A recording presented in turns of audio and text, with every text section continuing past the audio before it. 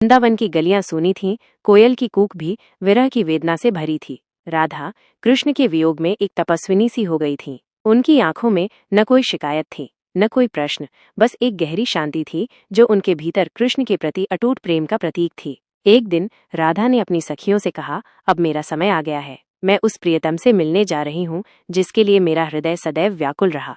सखियां व्याकुल हो गईं, पर राधा के चेहरे पर एक दिव्य आभा थी।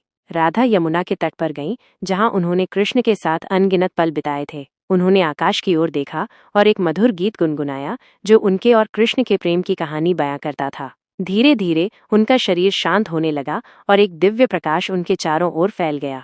तभी यमुना के जल से एक ज्योति प्रकट हुई और उसमें कृष्ण की छवि दिखाई दी। उन्होंने अपनी बाहें फैलाईं और राधा उनकी ओर बढ़ी। दोनों की आत्माएं एक दूसरे में समाहित हो गईं और वह ज्योति धीरे धीरे आकाश में विलीन हो गई।